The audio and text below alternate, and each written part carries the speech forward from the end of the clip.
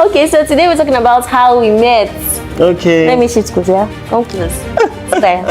The love will be showing very well. Oh, no wonder you're so excited. So tell them how you met me and how you were mesmerized by me and said I must marry this girl. Okay, so well, the first time I met her,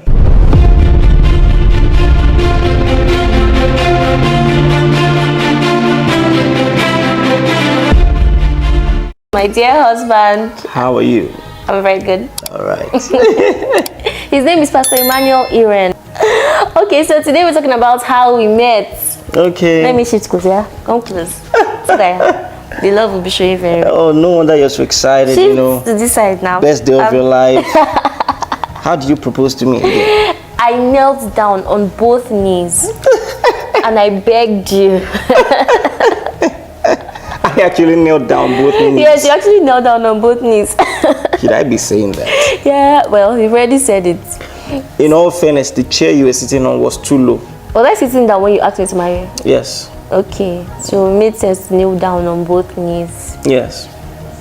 No, don't worry. Don't High worry. five, you deserve it. Just collect, make it not be like say. So tell them how you met me and how you were mesmerized by me and said I must marry this girl. Okay, so well, the first time I met her, it was actually a Bible study group, and she was teaching. Let me tell you what she was teaching on.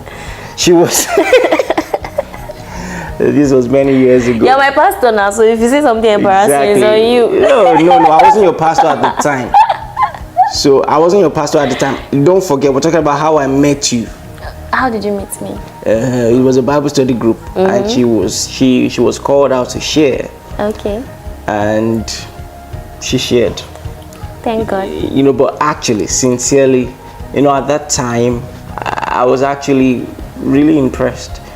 You know, not necessarily with the theology sincerely. Yeah, well, the theology needed work.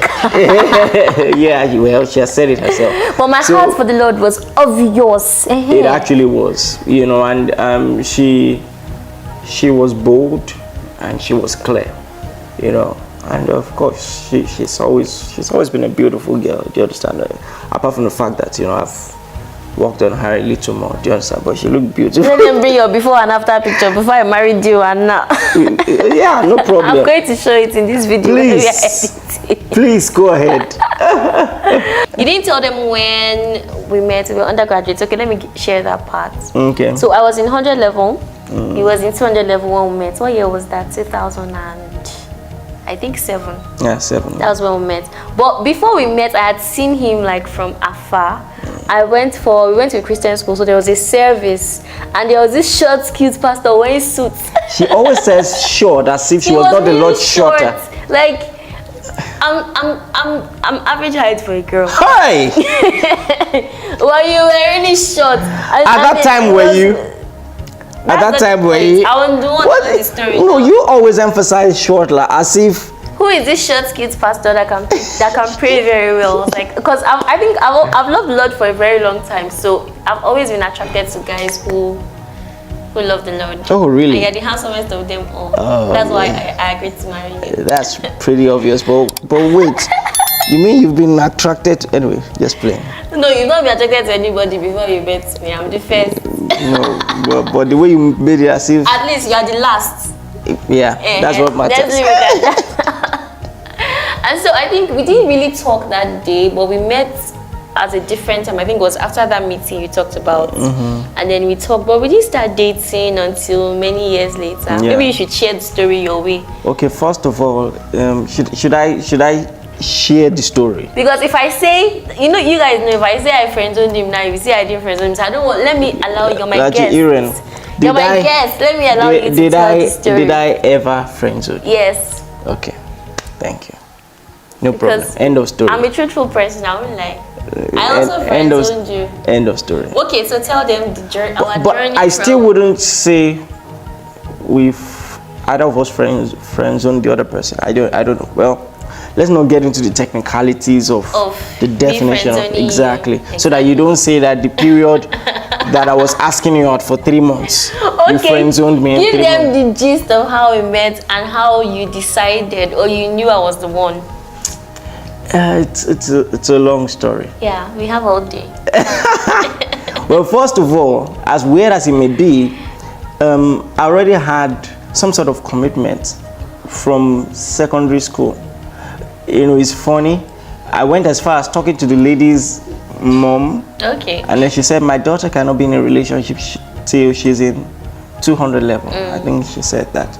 And so, when I got into the school, honestly, I feel that, but for that, we would have dated easily. But, like I said, I had commitments and all of that. So, 200 level, I gave it a shot and I started dating this other person. Now that I think of it, I just feel that it was God at work, because that was at the time that our ministry started as a campus fellowship.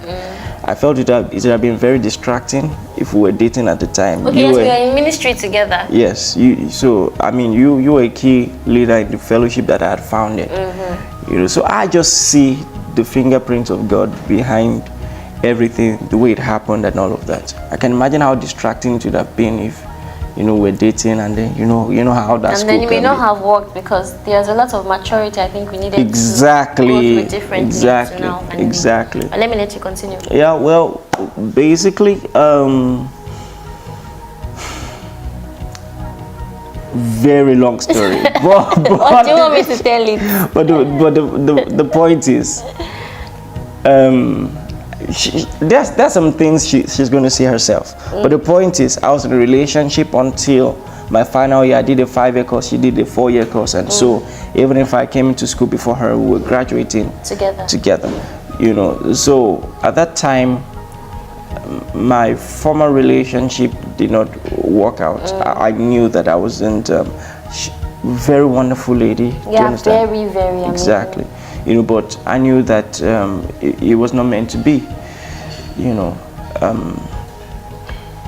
but I never really saw her that way. I never really saw you that way. We were working together, praying together, preaching together, and all of that.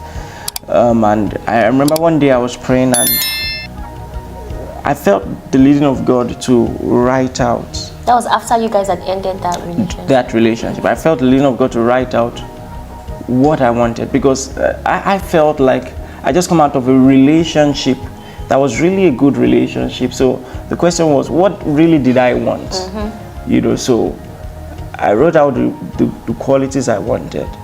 In fact, I won't tell you the things I but almost immediately I was done, give or take maximum 10 minutes after I was done, you came into the office where I was. I was a student leader in school, so we had offices. So you came into the office where I was, and you were ranting about some challenge you had with your project. I basically deleted my chapter 5 that I had worked on all day. So I was in a really bad mood. I was just looking for a shoulder to cry on.